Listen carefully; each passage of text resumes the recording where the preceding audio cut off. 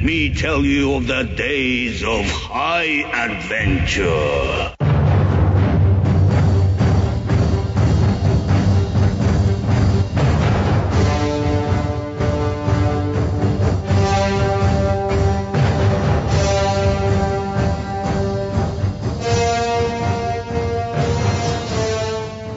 Kevin. And I'm John. And this is 6 Degrees of Schwarzenegger, the podcast where we take a long, hard look back at some of our favorite action movies from the era of Arnold. Schwarzenegger is the icon of the genre, and we're taking a deep dive into some of these 80s and 90s cult action movies, and we're breaking them all the way down.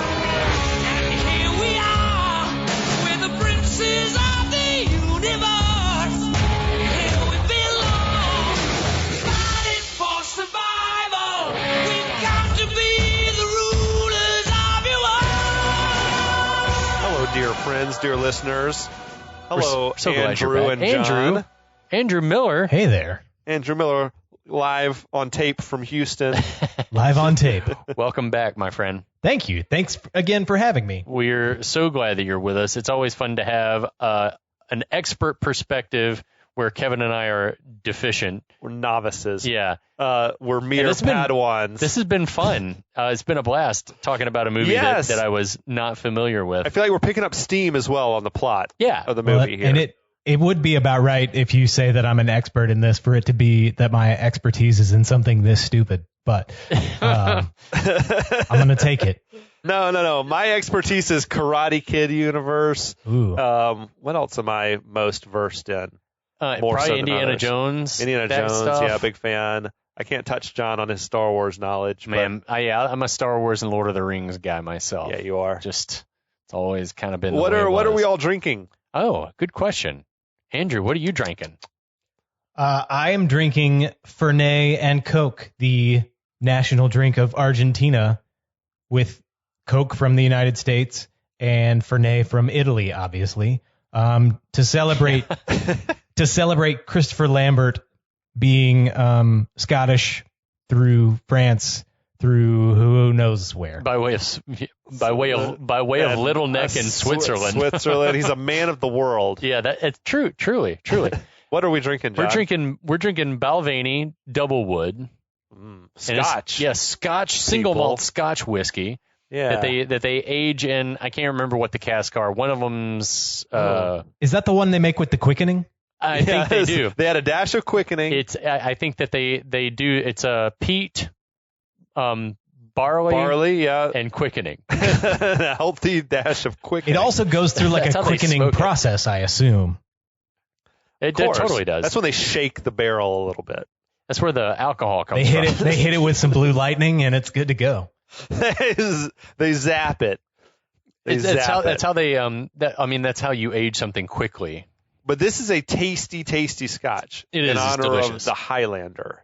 It's a movie maybe undeserving of a good Scotch. No, it's really not. It should be like the dog This should be like some Cutty Sark or some blended shit that costs $20 a bottle. But oh, man. That's neither here nor there. Balvenie's a good Scotch. This is a good movie. It's a lot of fun to talk about. Absolutely. It was a blast to watch. Lots of people in it that I love. Some people in it that I'm indifferent about. We're glad you're all with us. Yes, thanks for coming back. On this fine evening or day or morning or whatever time it is. Yeah, you in Indonesia is probably morning now, right? Yeah. Again, thanks to Andrew for being our guide on this movie and for recommending it to us for the treatment because it has been a blast. So I'll try to bring us up to speed a little bit. We got this Scotsman named Colonial McLeod. He's found out that he's an immortal. What? Mom? He's taking his first step into a larger world. Ben, why didn't you tell me? You mean old Ben Kenobi? Old Ben? I don't know any Obi-Wan. Sort of a strange hermit. That man he's nothing but a crazy old wizard. Anyway. Oh, it's so good. So many ties to it. We got Colonial McLeod. He's found out that he's immortal from this Guy Ramirez. That's Sean Connery, obviously, who's also an immortal. There's an evil immortal out there named the Kurgan or a Kurgan. He's a Kurgan. Or he's just flat out Kurgan. If you're nasty, some Kurgan. To say. He's some Kurgan. That's some Kurgan. That is some Kurgan. Is Charlotte's Web. Yes. That's a fine Kurgan. But so there's some kind of shit that goes on in a mortal world where at some point in time, they're all drawn to a common place to fight until there's only one remaining. And that person will win the prize. Oh, it's just lazy. That's lazy. Yep. There's a lot of quickening going on. That is, we gather when there's, whether, I don't know if it's when you touch. It's their version of the Force. When you tap into the Force, essentially. Yeah. Or you absorb someone else's quickening when you kill them. Yeah. It's all unclear. Sometimes it's just when you're running on the beach. That's right. Totally. Check out that deer. Quickening! I'm going to mind meld with this deer. Yeah. I feel the quickening. We are brothers! we're brothers! All right, Okay. Sean. Cool, bro. But yeah, basically what's going on is now we're jumping around in time a little bit, but for the most part, I think from here forward, we're in 1985, which is present day. We have some brief flashbacks for comedic effect, but that's it. Yeah. We saw Kurgan killed Ramirez, who was like the sensei, the Shidoshi to He's my Shidoshi. Shidoshi Ramirez. Shidoshi Ramirez, the Egyptian. Yeah. What the fuck? But we're in 1985. McLeod is there. Kurgan is there. Mm-hmm. They're sort of playing a little game of cat and mouse. McLeod's somewhat suspected in like a murder that I guess he actually is guilty of. Yeah. He definitely murdered the guy that's dead. He killed another immortal, chopped his head off, which is the only way you can kill an immortal. He's sort of set up now a date with the forensics officer who she doesn't know that he knows that she's a cop. Right. Because he is reading up on all the latest books about metallurgy, and he read the book that she wrote about metallurgy and ancient swords. And that's mainly what she's interested in more than him, though, is the swords. Do we get how he found out her name? Because he calls her Brenda when he first meets her. So how did he know? Dude. Do we think that my assumption is that Brenda. he's such a nerd and just has been around for like just a voracious reader? He's just read everything? Is that maybe he'd already read her book and recognized her? It's like, holy shit, what are the odds? He's a groupie. That's the impression that I've gotten. Like she's slumming it as a forensic scientist because she couldn't make it as like with her book about metallurgy of swords, which probably isn't really a New York Times bestseller. No. Except we're about to see she's living in the pimpest apartment in the world. Second only to his. His apartment is better. Yeah, but he's had his for centuries. Yeah. I don't know how she's paying for this, but we'll discuss. I think she's got family money, personally. Okay, some shit's going on. Yeah, that's true. Who else would go to school and study metallurgy and ancient swords? And then be like, you know what, never mind, I'll go be a forensic evidence person. All right. That's totally a trust fund. That's sort of where we're at. Yeah. So McLeod, he's on his way over to have dinner with Brenda, and he's planning to basically ambush her. Yeah. Like a fucking total psychopath. We should also mention that he asked her to dinner by saying, "Can you cook? Can you cook? Can you make me dinner, woman? You better be wearing an apron and nothing else." It's about to get weird, folks. So buckle up. Strap yourselves in. Yeah. Get your quickening ready. Tickle your quickening. So we open at Brenda's place, where she's hiding loaded guns and recording devices in preparation for dinner with the Highlander. It's already the makings of a nice romantic evening. Yeah. The doorbell rings, and when she goes to answer, we see that she's got fucking swords all over the place. It was like that hall where they fought in the Matrix, the second Matrix. You know, just weaponry everywhere. Yeah. Some John Wick type shit. Yeah. Did you notice how like thick and broad those swords are? Like they're unwieldy. Yeah. They're cutlasses. I mean, it's like they're heavy. Those things are heavy. What do you call it? The Saracen swords or whatever? Yeah, they're Saracen because most of them were curved blades like scimitars and scimitar, shit. yeah. So the doorbell rings, and when she goes to answer it, we see she's got swords. She stops for a second to check herself out in a mirror, then opens the door. She's adorned in her finest pirate wear. Yeah, she's looking sort of like sailor chic. Odd. Anyway, yeah. McLeod greets her, and there's this long ass pause. And then he's like, "Are we going to eat in the hall or should I come in?" He's like, "Good evening." Yeah. Which is like, fucking, you made it weird already, Highlander. Your voice is terrible. It's got that kind of element like vampires, like Dracula. It's explained in that lore you have to invite that you have to invite them in. And so he's like standing on the threshold almost like a vampire, not allowed to come in until she summons him. That's how it felt. Like, are you going to invite me in? Would this movie have been more or less interesting if all the immortals were just vampires? Hell yes. I'd have been into it. Like Blade. If it was like Blade. Vampires fighting down to the last vampire. I'd watch a Highlander Lost Boys crossover. Yeah, exactly. Lost Boys, fucking awesome movie. Rad that movie kicks ass. Anyway, way to go, Kiefer. Got some cool saxophone playing in Lost Boys. Thou shalt not steal. So she realizes that she's fawning over him for some reason. We never get like what the connection is. I don't know what she sees in him. They've literally spent 3 minutes of sword fight time around one another. So she asks, she's like, can I take your coat? And he's like, no, I'll keep wearing it. Thank you very much. Red flag. That was fucking weird. He's got an exit plan. He knows what's up. I thought that until we see him without it on. He takes I thought right that off. he had the katana on him, but he was like, no, I'll just keep wearing it. He's fucking. They've had 5 minutes of interaction, and he has been creepy the entire 100% time. of the time. Fucking nuts. She closes the door, starts walking down the hallway, and he weirds is like, where are you going? Where are you going? She just literally took 2 steps past you. She is walking into her own apartment. I was like, where are you going? Did he want a hug or something? I don't know what it was. He's like, not going to hug me in greeting? Yeah, this creepy. was awful. This moment was awful to me. No woman would find this behavior attractive. I was most aggrieved maybe by this interaction than anything else in the movie. Where are you going? Like, this is her house. It's her house. She's walking. She's leading you into her apartment. Anyway. She says, "Oh, I forgot to put on earrings," and tells him to make a drink while he waits. So in her room, she asks her reflection if she knows what she's doing. Do you know what you're doing? There's also the weird moment where he noticed there was like a painting of a Scotsman on her wall that he sort of like seemed like he got an off-screen erection. Yeah, I thought that was a nice touch. I thought that was funny. She's into Highlanders. She's into Highlanders. So out in the dining area, he sits down a gift that he's brought, puts a wrapped bottle on the table, then starts looking around kind of suspiciously. Like he immediately thinks like, there's quickening all over the room. So he walks directly over to where she's hidden the gun. Yes. Because there's quickening there.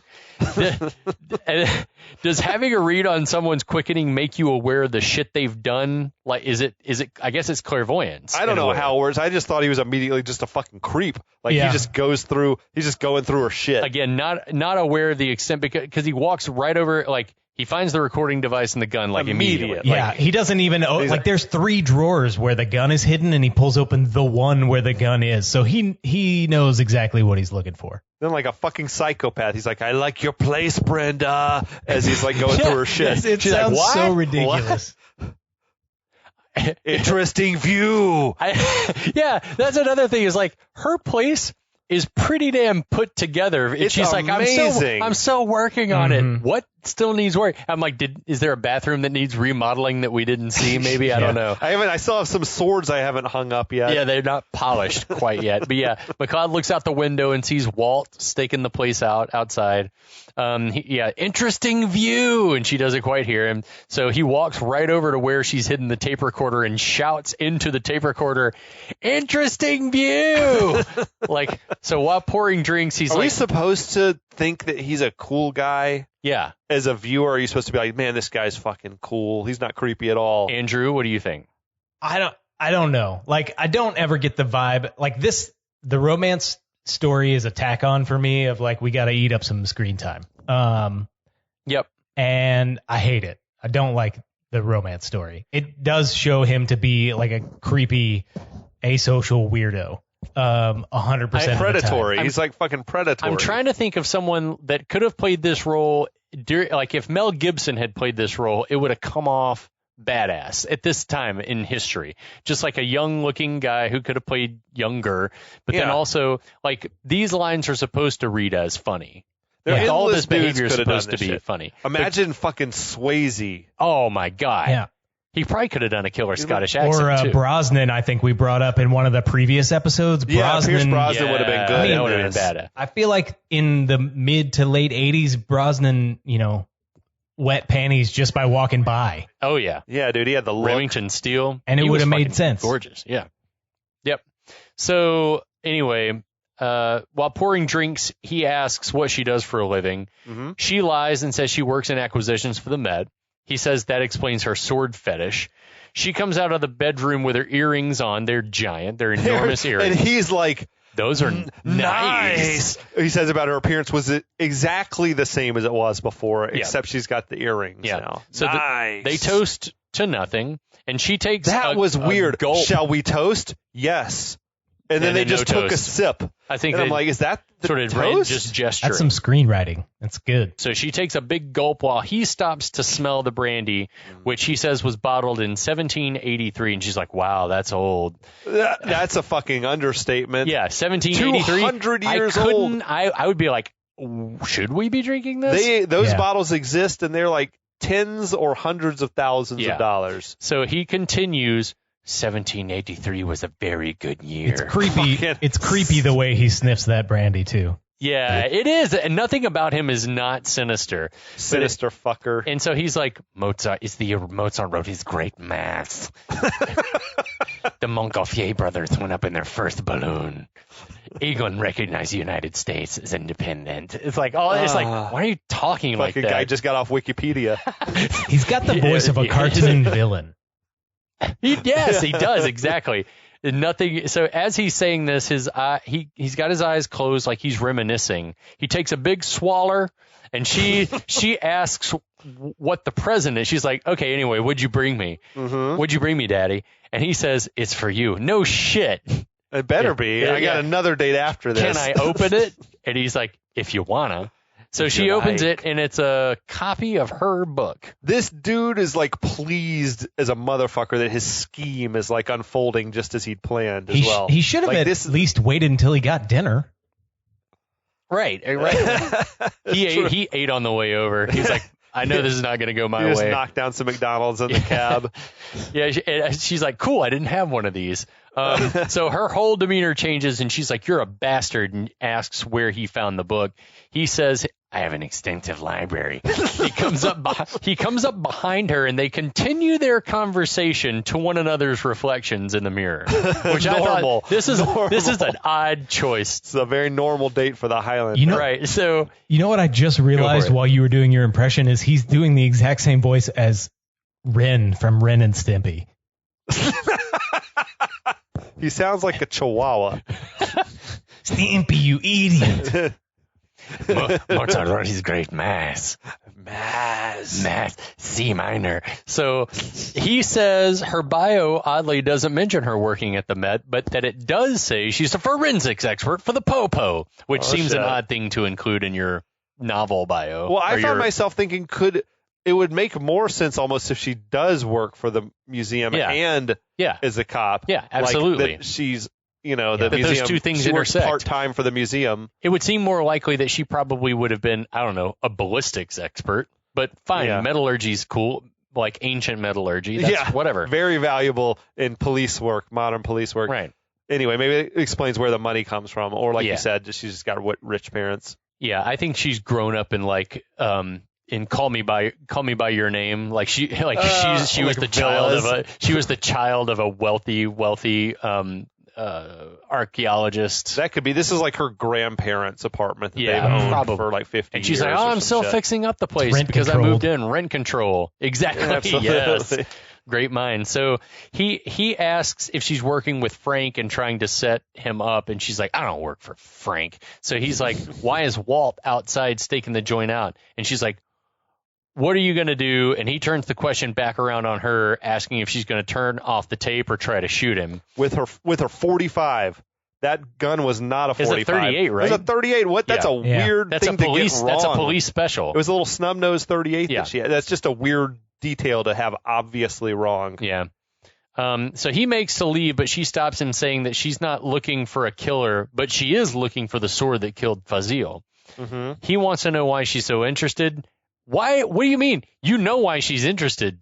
She's a sword expert, guy. Yeah, you read her book, you dummy. He's got a passion for ancient swords. And she said that sword is not supposed to exist. She reiterates shit we've already heard, which is that sword was made in 600 BC, that the blade had been folded 200 times, but then she says that they didn't start making swords like that until the Middle Ages, and says that it'd be like finding a 747 1,000 years before the plane was invented, which that's kind of a cool analogy. Yeah. He shrugs her off and goes to leave again, but she stops him and says she wants answers. He basically tells her, "You're selfish," and walks out. I'm a man. What about my feelings? That was what a weird thing to say on his part. I love her interest in the sword. Yeah, that's cool. Like, it makes It's like, sense why she would be involved, but I feel like, again, as an avid listener of the podcast, y'all talk often about how they write out the romantic things for Schwarzenegger because he just can't make them happen. It would have been it's great not working. if she had been like his sidekick, and then they went on all sorts of Highland adventures together later on as like... And then you have you have absolutely. the Sam Malone and Diane Chambers, like, will they or won't they thing you could do, but yeah, it should have forced it. It's just not really working with these two. To be like, they're star-crossed because we don't know how else to do this. And it would, like... There's been no chemistry, but they've been nothing but antagonistic to each other. Yeah, they haven't been around one another for hardly at all. And so, yeah, this whole thing, but him being like, my feelings are hurt. That was a fucking weird thing to say. Like, he came over You're here. a 500-year-old man. Shut the fuck up. Well, he came over here to ambush her. Yeah. Like, and now he's trying to be on the moral high ground. Yeah. Moral Highlander ground. The Highlander ground. Moral Highland. Yeah. So next shot, we see McLeod out in the dark, misty night, hearing Ramirez's voice saying, "You must leave her, brother." Ramirez fucking cock blocking from beyond the grave. Yeah, Obi-Waning this It's bullshit. such a weird shot. The lighting is weird. His hair looks weird. There's so much fog. Like, his hair looks different in fucking every single scene. That was what got me more than anything was that fog. Yeah. It was thick. Yeah. It's supposed to be atmospheric, I guess. So we fade back to medieval Scotland at Heather's toppled tower while Freddie croons in the background. At this point, I'd forgotten that Queen was even part of this movie. So anyway, shocker. Heather's still alive. Heather survived. I was shocked.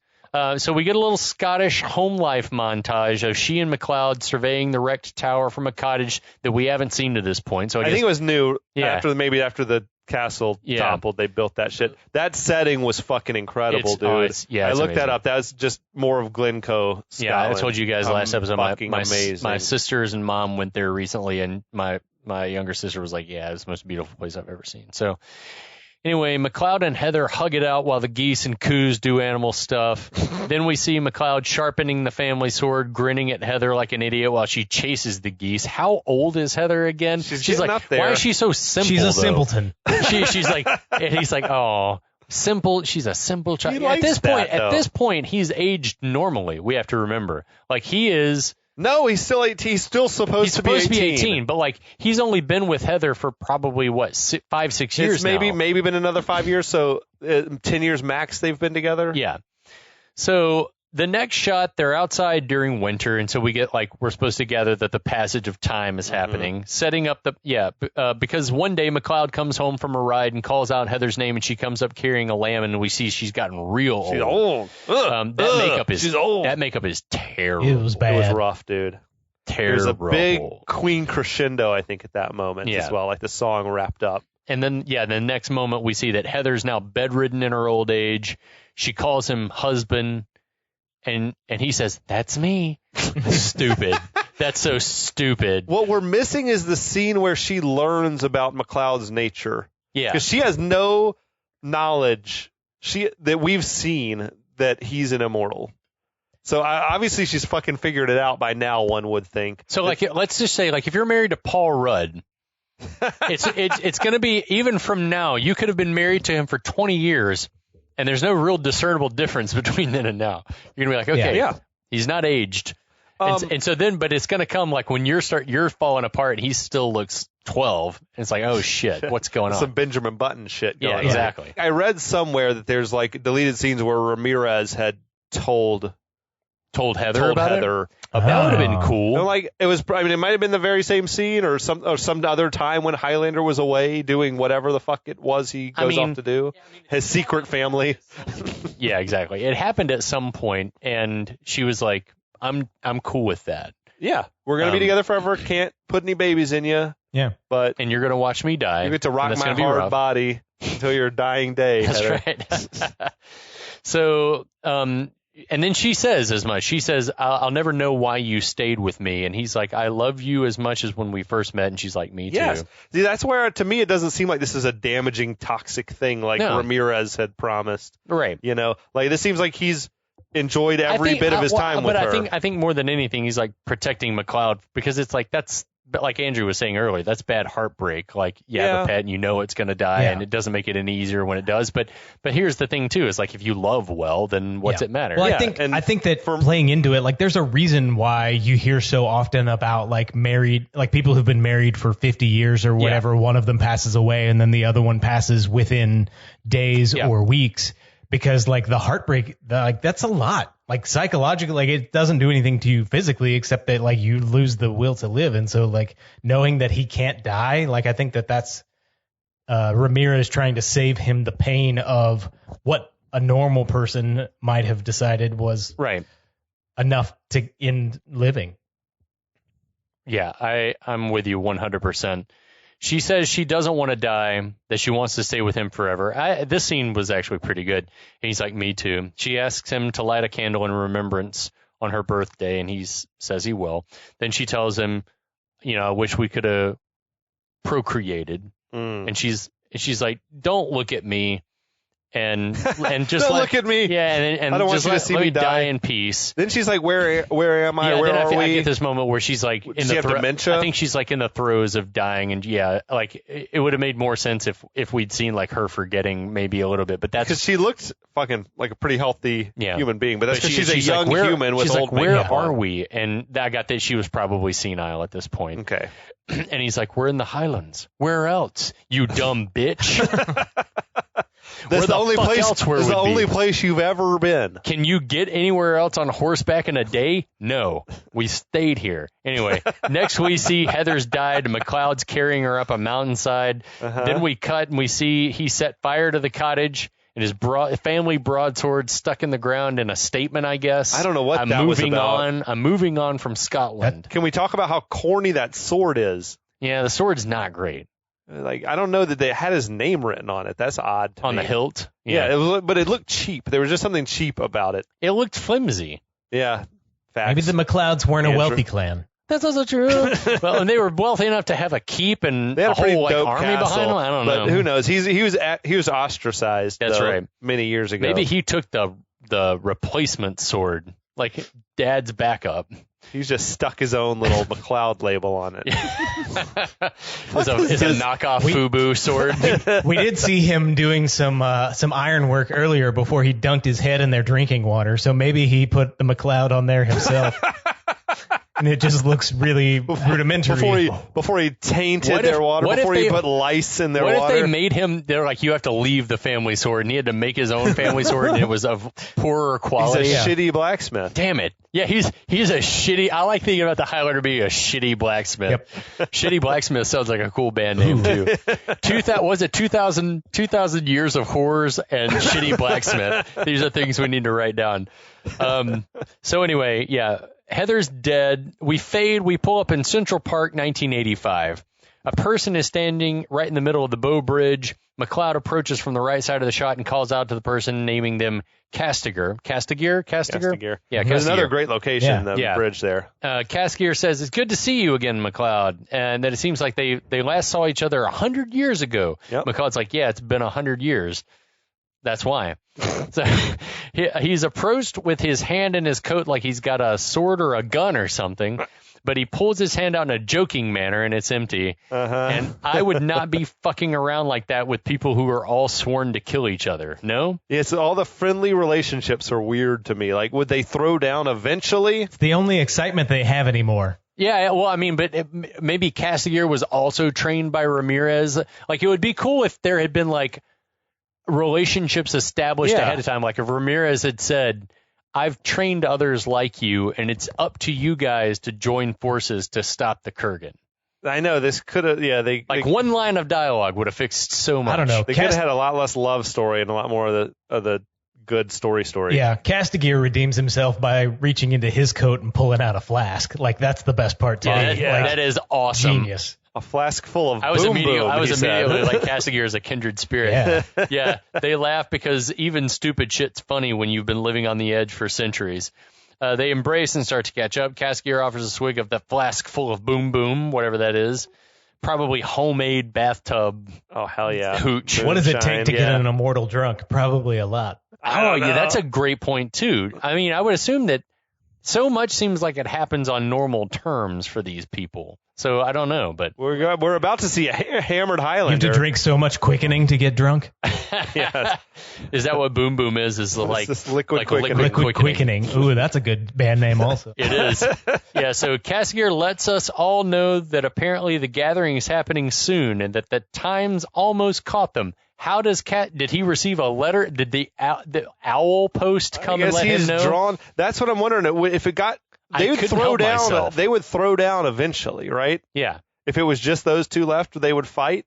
Yeah. One would assume. I guess they have the gentleman's agreement that when they have no choice but to fight. If it came down to two Ramirez disciples, couldn't they just be like, let's go our separate ways? Or is that the deal? Is like until you kill the last one, there are no more ones.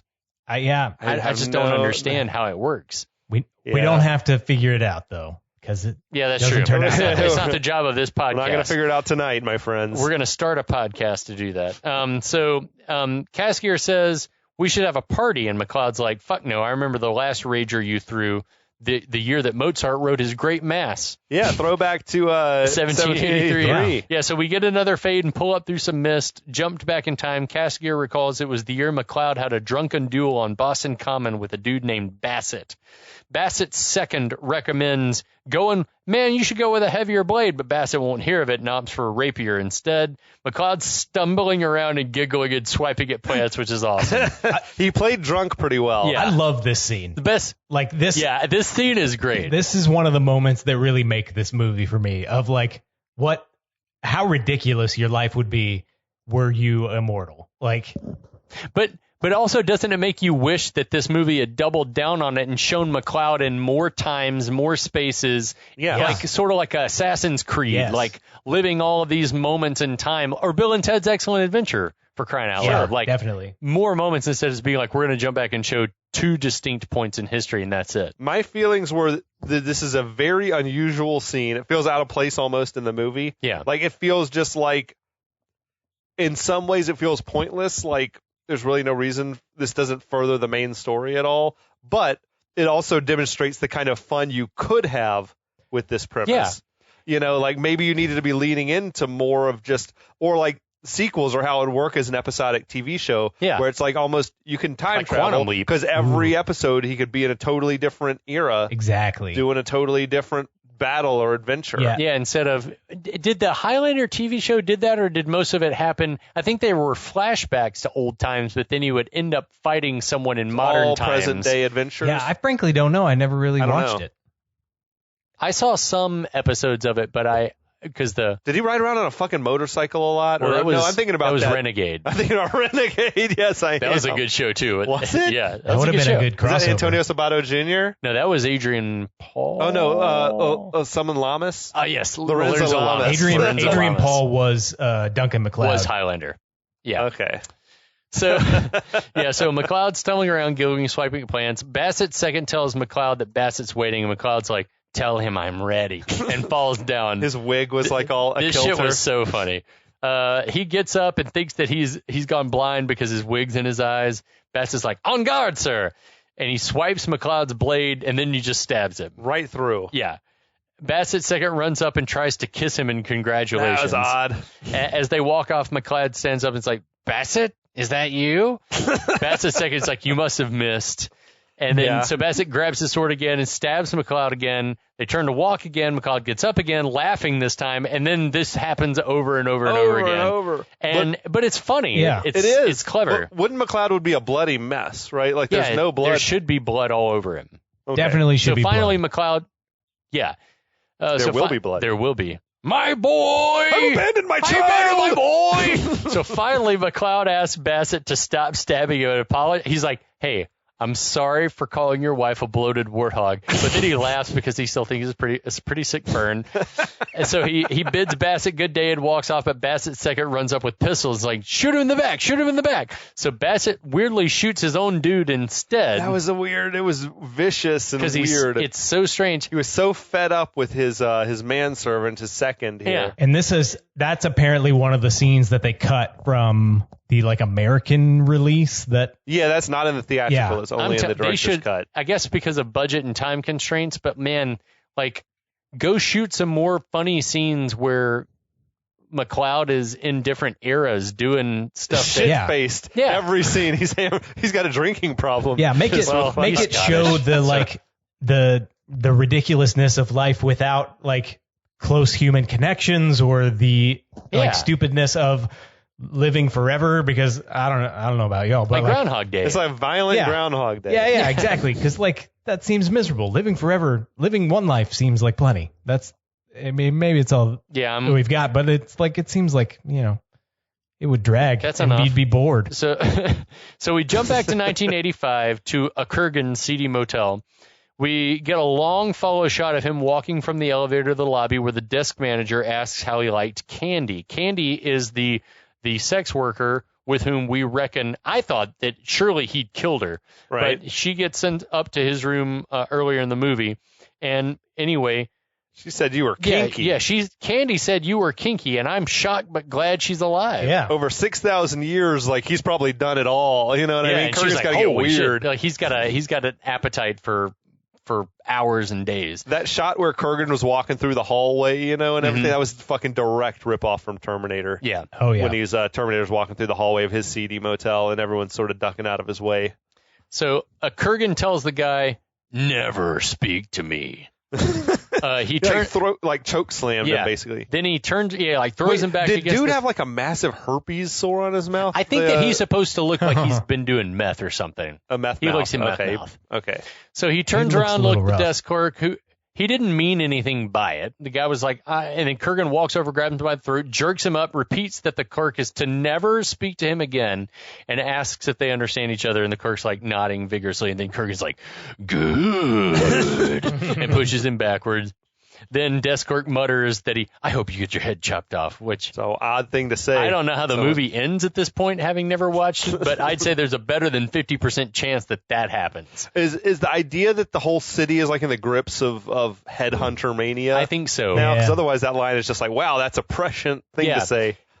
I think in the newspaper era, especially at this time when that's the way that people are getting their news, and at 6 o'clock and 11 o'clock or whatever on a weeknight, that people are like Headhunter on the loose. Yeah, exactly. Yeah. So everyone's talking about Son of Sam or whatever.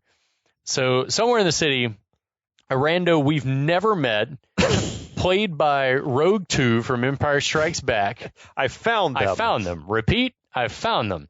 Is driving around in a Trans Am full of guns, and I'm like, this is a vigilante. Just riding loose on the seat. Yeah. It is way too late in the game for this shit. Yeah, like to be bringing in a full new character. Who is this? That dude I feel like is entirely like too common in 2022. Like just a dude with a lot of guns just looking for some trouble. I'm looking to I want to help. Like, I'm the Casey Jones I'm a in good Ninja guy Turtles. with a gun. Yeah. So he's driving around an area where there's sex shops and sex workers abound. They're standing on street corners, and of course, that's what I'm saying. He went to like a seedy neighborhood. I'm here to look kill for people. trouble. Yeah. To help people. To probably also receive a sad hand job. Well, I think that he's supposed to be like, what are they called? The guys with the red berets and the like black shirts. Oh, angels, angels or Guardian Angels. The Guardian Angels Guardian in New York Angels, City in like the 80s that like quote took back the streets full of their nonsense. But like, yeah, it's early, and then like he stumbles upon this sword fight, and what the fuck? Like cruising in alleys, like, oh shit, here it is. The sword fight I've been looking for. There's some people I could shoot and get away with. Yeah. Slams on the brakes, backs up, grabs a weapon and says, "Okay, Marine, this is for real." So Starts to creep up toward the duel. So the like duel. a real experience that I had in New York City one time was that I was like just walking around. We stopped at one of those ice cream trucks and got some ice cream, and we're sitting in the park.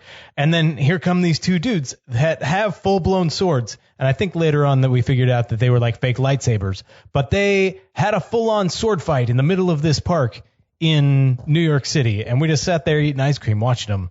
So I feel like New York is the most baffling place in the world. I feel like it's perfectly reasonable that two men in an alleyway in the middle of the night might be having a friendly sword fight. In college, I was helping another friend, Casey, a friend of ours, film his student film, and we were filming in some park out in like Gwinnett County, suburban Atlanta. Right. And it had to do with guns, so like toy guns, but actors were like sort of chasing each other around with guns. And at some point, the police came. We're like, yeah, some people called and said there were people running around with guns in the park, and it was like, this was a simpler time. It was probably, early 2000s. Yeah, like nowadays it's like gunned down anyway. Police show up shooting first and asking questions later. But that's fucked up. But it is like, you see, I'm sure people who saw us were like alarmed by what they were seeing. Thankfully, there was no good guy with a gun to shoot us both dead. Yeah, that's the thing, is like somebody's shown up and just been like unloading. Well, I thought they had I had probable cause.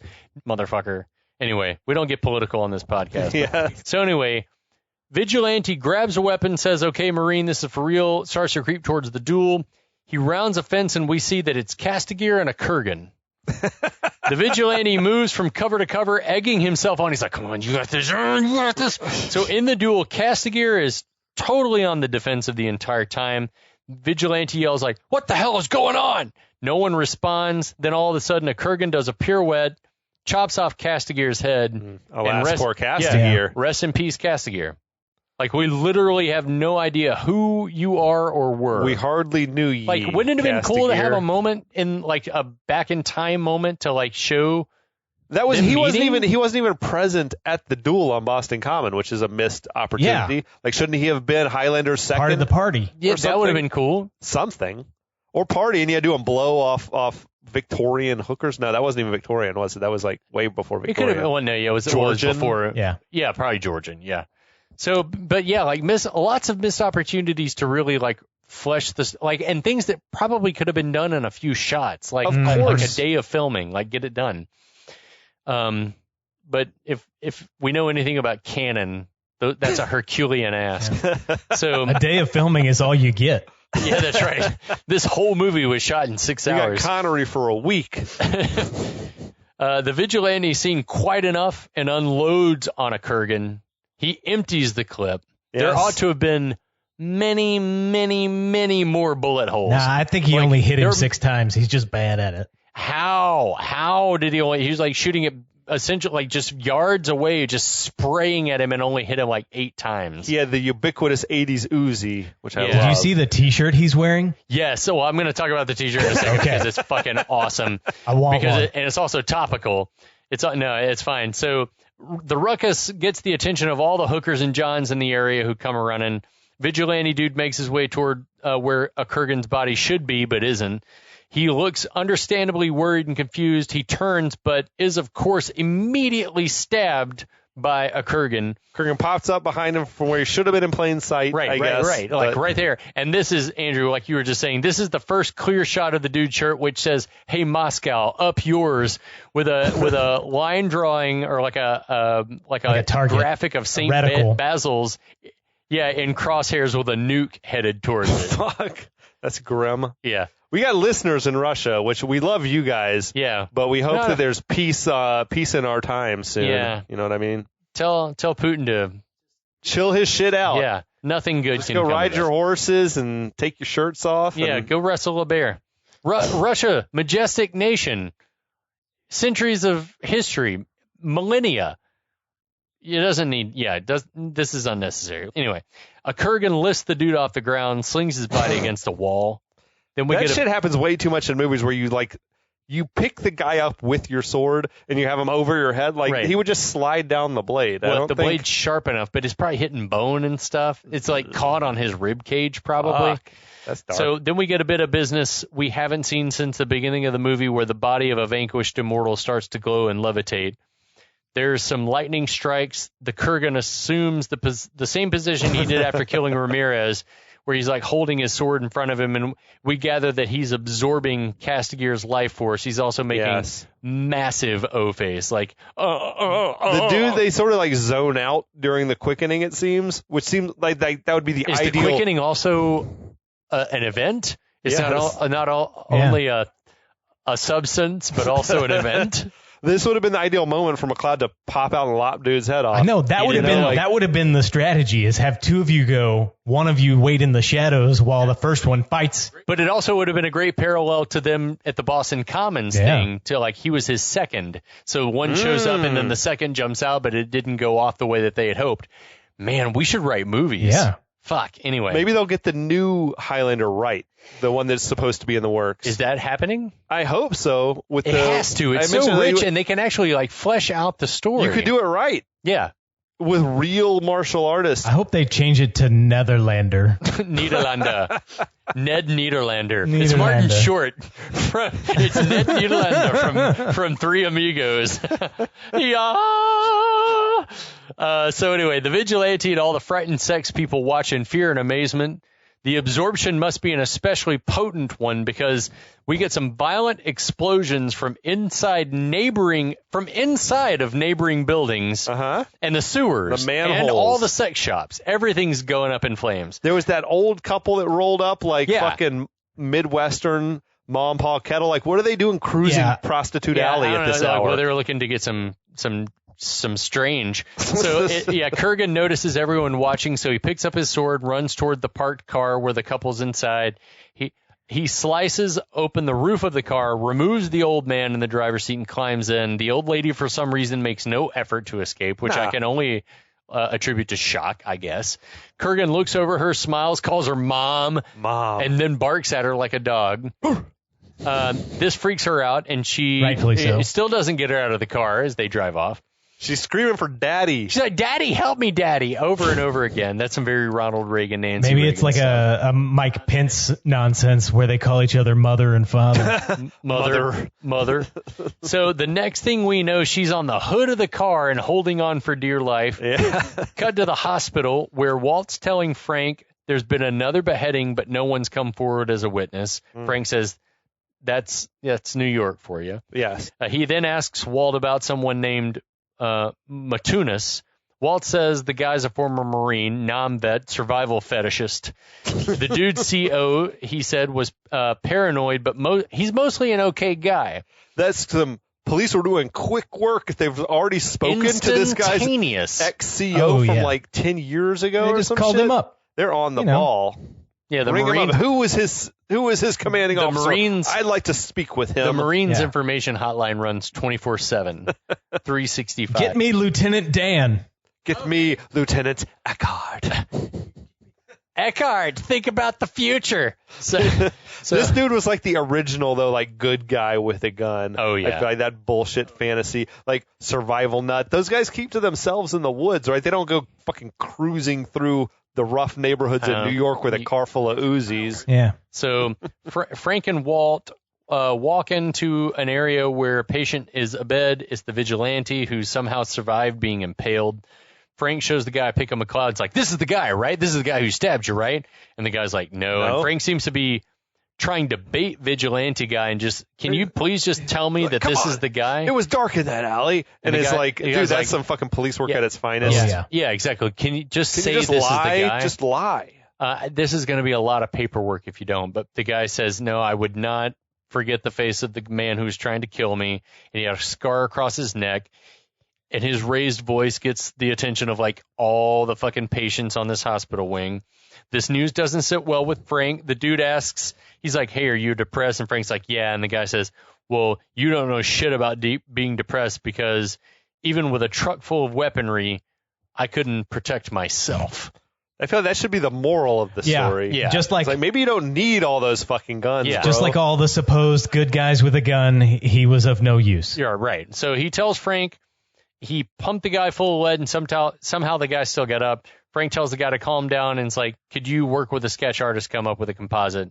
As Frank leaves, the vigilante stops him and tells him what happened with Kastagir's body and the lightning and explosions. So and we things. don't hear any of that. It was weird the way they did it. Yeah. And then Frank and Walt are like, right. So walking down the hall, Frank tells Walt to keep the talk about the sword fights and glowing bodies under wraps.